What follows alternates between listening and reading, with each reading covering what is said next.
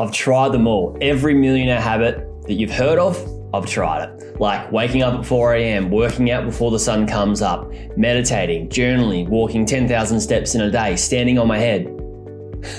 I know, not even kidding. I used to do daily headstands. Point is, over the last decade, I've either hired, worked, or coached people who make a few million to tens of millions of dollars per year, and they all have a few things in common that help them become extremely wealthy. Of all the things I've been told to do, there are really 5 main habits that I and many other wealthy people do to be able to live a financially free life. And no, none of these habits have anything to do with waking up super early, reading a bajillion books per year, becoming a monk-like meditator, or standing on your head. And whilst I joke, it's time to be serious because the habit number 5 was a legit game changer for me, and I seriously doubt that you do this habit. Honestly, nobody talks about this enough, so my guess is you have no idea what habit number 5 is. And whilst that's a shame, the good news is it's coming right up. If you think good habits are fundamental to achieving anything in life, please smash that like button. Habit number 1 is visualization. Many books are written on this, and you've heard about this before. It's not new. All coaches tell their athletes to picture themselves winning, picture themselves being the first one to finish the race, picture themselves hitting that hole in one, picture themselves coming out of that barrel if you're a surfer.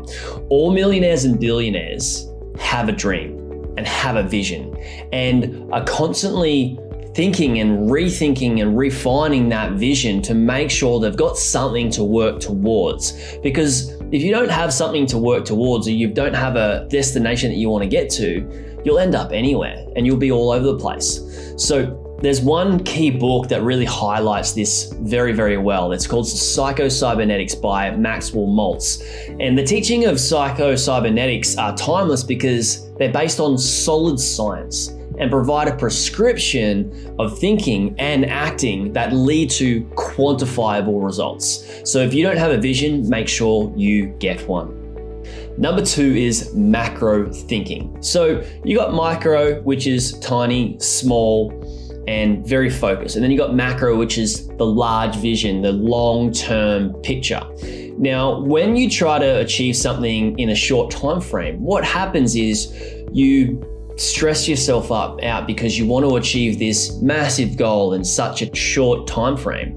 Now, when that happens is you put more stress on yourselves and end up making really bad decisions where you can start fumbling and making decisions based off stress and based off emotions rather than doing something slow, methodically, and doing it the right way and having a longer term approach, which allows you to achieve bigger goals with less stress and actually enjoy the process. A lot of the time people create a big, massive goal based off what somebody else has achieved that they've seen in some media or YouTube video or podcast, seen somebody achieve this amazing case study of achieving, making, $1 million in 1 year. And they go away and they go, okay, I can achieve this $1 million goal in 1 year. And what they do is they put a lot of pressure and stress on themselves, and they may spend a lot of money in the wrong area or spend a lot of time in the wrong area. And what happens is when you don't achieve that actual goal is you feel like that strategy actually doesn't work. You give up and then you start something again and you rinse and repeat that method. You end up getting nowhere. However, imagine if your goal was to make $1 million over 10 years. You wouldn't put that much pressure and stress on yourself, and you'd end up most likely achieving it because you're giving yourself a longer time frame. You're going to enjoy the process better, and you're going to be able to learn so much more in that 10-year period, and you're going to be able to use so many more resources, time and money. So when we try and put a deadline on things to make things happen too quickly, it can end up working against us. So number 2 really is macro thinking and thinking very far long term. It's the same like Elon Musk wanting to get to Mars. He doesn't want to get to Mars in the next 3 years. He wants to get to Mars eventually, and he knows that it's going to take years to decades to get there. Habit number 3 is rest. I know. A lot of you are thinking, come on, Jared, are you seriously going to tell me that sleeping more is going to allow me to become a millionaire?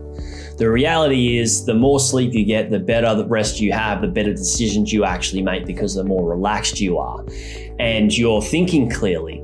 So yes, I'm a strong believer in resting and recovering to ensure that you're relaxed and you can make better decisions, because the quality of your questions determines the quality of your answers, and that determines the quality of your outcome. And if you're not thinking and asking yourself good questions because you're too tired and you're too stressed and you're trying to make decisions really fast based off emotions and not through a very grounded and solid approach, then you can end up working very haphazardly and chasing the wrong things that don't actually allow you to achieve the results of a good income stream. So rest is hugely important. Let me give you an example. What happened many years ago is I was overworking myself. I was working more than 50, 60, 70 hours a week. I had a big sales team, a big marketing team, and I got sick. Because I had so many clients, I ended up working through that whole pain, that period of being sick, and I came out on the other side thinking I was okay. A year and a half later, I went to a doctor, and the doctor said, Jared, did you realize back then that you worked yourself through glandular fever, which turned into Epstein-Barr virus?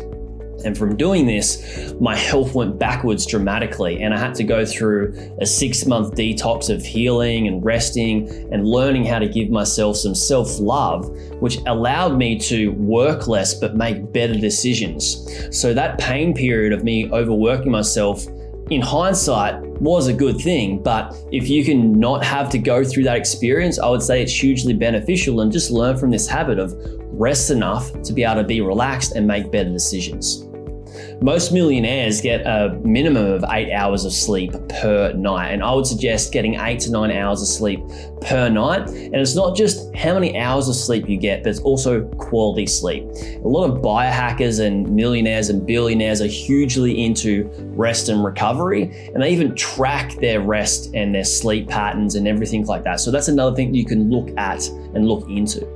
And I have to be honest, I used to only get a few hours of sleep per night whilst I was starting my online businesses and buying online businesses. I would work as a plumber, and then I'd come home and I'd start grinding it out, and I'd make, probably get about 5 hours of sleep per night. And I know many of you may be working really hard like I was. So please share this and think about how many hours of sleep do you actually get per night, and comment that below. Let me know, how many hours of sleep do you get per night, and is it because you're hustling, or do you get more sleep because you're doing really well? Let me know in the comments below.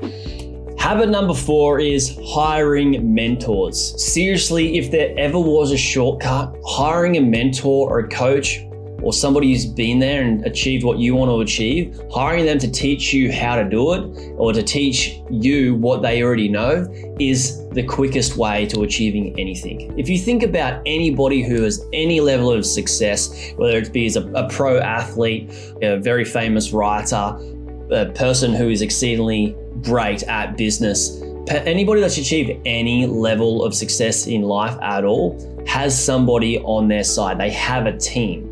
Think about somebody who is a professional golfer. They usually have a posse or a team that roll with them and actually, share them little pieces of advice here and there. They have somebody to teach them how to do their swing, perfect their swing, show them what they're doing right, show them what they're not doing right. When you want a goal and when you want to achieve anything, habit number 4 is so vitally important, because if you hire somebody who's already achieved what you want to achieve, or at least just somebody to review what you're doing and give you tips and advice who's already achieved similar goals to this in that niche or that industry or that particular field, whether it being a pro athlete or whatever it is, make sure you hire a mentor or a coach. This will help you get results super fast. Habit number 5 is thinking time. Let me ask you, did you actually guess it? Do you even know what thinking time actually is? A few years ago, one of my business partners and a good friend of mine told me to read a really good book. Have you ever heard of Rich Dad, Poor Dad? The guy's name who is the author is Robert Kiyosaki. Now, like I said in habit number 4, he had a mentor, he had a coach, he had somebody to help him achieve the goals that he has achieved. Now, imagine knowing who Robert Kiyosaki's mentor is. His name is Keith Cunningham. Now, he wrote a really good book called The Road Less Stupid, which is all about carving out thinking time in your life. To sit down and think about, What am I doing well in my business? What's not working so well in my business? Asking a multitude of different questions within different facets of your business, from sales to marketing to optimization to team to culture. Asking a bunch of questions around these is very, very important, and not just thinking time for your business, but thinking time for your vision, thinking time for the route that you want to take, thinking time for different strategies that you can use. Now, what I suggest you do is carve out a minimum of 1 to 2 hours per week and actually schedule that in your calendar. I schedule thinking time in my calendar each week. Normally, I have half a day on one of the days and normally have a half a day on another day throughout my week to just sit there and think. Back here is a couch that I use, right there, to sit down and just think, what do I need to be doing better? What could I do differently? What strategies could I take? Now, this is hugely beneficial.